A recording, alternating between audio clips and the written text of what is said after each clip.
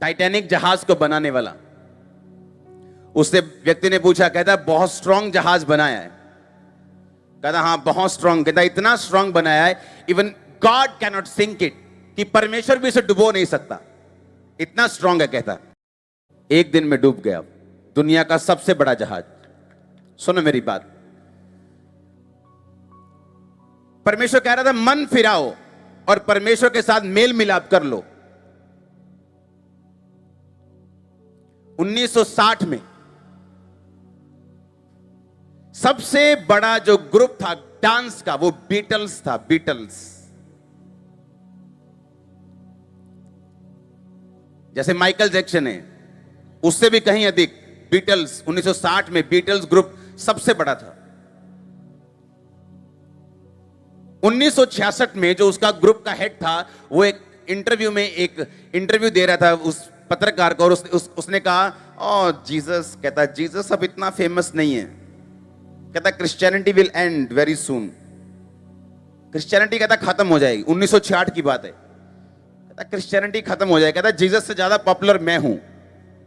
इस स्टेटमेंट को देने के बाद 1970 में उनका ग्रुप टूट गया और 1980 में उस व्यक्ति की गोली मार के हत्या कर दी गई। मार्लिन मुनरो, आज तक की सबसे मशहूर एक्ट्रेस, बिली ग्राम उसके पास गया और कहा कि परमेश्वर कहता है कि तुम मन फिरा लो क्योंकि तुम नाश होने वाली हो, मन फिरा लो। कहती I don't care about Jesus. और कुछ ही दिन में वो अपने रूम में डेड पाई गई।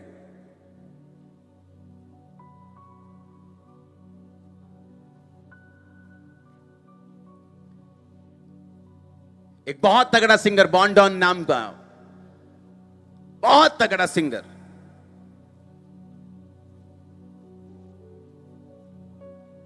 जब परमेश्वर आपको कहता है कि मन फिराओ, इसका मतलब यह नहीं कि वो चाहता है कि उसकी चर्च भर जाए। वो चाहता है कि जो आने वाला नाश वो देख रहा है तुम उससे बच जाओ।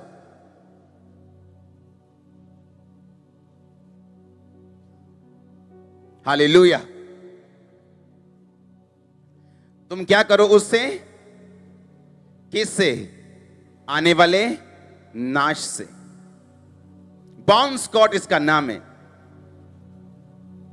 और इसने एक गाना गाया जिसका वर्ड था don't stop me, I am going down all the way, कि मैं नीचे जा रहा हूं, down the highway to hell, यानी मैं नरक की ओर जा रहा हूं। ये सिंगर के वर्ड थे, उसके सिंगर के, उसकी बोली थी। एक साल बाद उसको उल्टी आई और अपनी उल्टी में उसका चोक कर गया। वो जैसे बच्चे नहीं चोक हो जाते कईयों के, बड़ा आदमी अपनी उल्टी चोक कर गया, दोबारा से कर गया और मर गया। और परमेश्वर उसे बचाना चाहता था। आपने कई सेलिब्रिटीज को देखा होगा यीशु मसीह के नाम का मजाक करते हुए, और उसके थोड़े दिनों के बाद उनका मजाक बनते हुए भी देखा होगा। हां, देखा कि नहीं? मैंने इसलिए कहा किसी को कुछ कहने की जरूरत नहीं, हमारा जीवित परमेश्वर है, मुर्दा नहीं। जब वो पकड़ेगा ना तो पूरा पकड़ेगा। उसने मुझे पकड़ा था, मैं बोला था कि मेरे दादा को, अपनी फैमिली को, हमारे घर क्रिश्चियन नहीं आना चाहिए कोई प्रार्थना करने के लिए। कोई क्रिश्चियन यहां घुसा तो हम गालियां निकालेंगे। तो किसी क्रिश्चियन ने मुझे कुछ नहीं कहा, पर उनके पिता ने मुझे पकड़ लिया। आज वही क्रिश्चियन मेरी चर्च में आते हैं।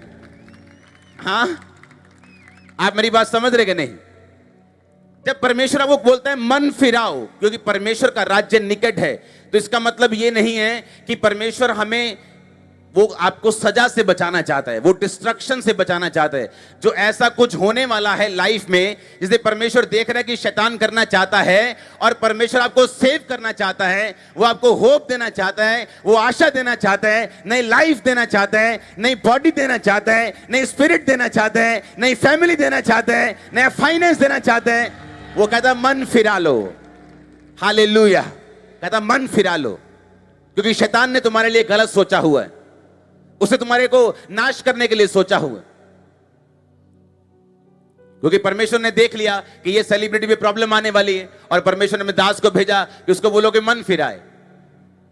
एक सेलिब्रिटी के पास परमेश्वर ने अपने दास को भेजा, उसने कहा मन फिरा लो। उसने ऐसे सिगरेट पी करता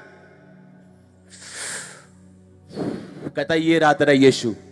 1 साल में उसको फेफड़ों का कैंसर हो गया और वो मर गया।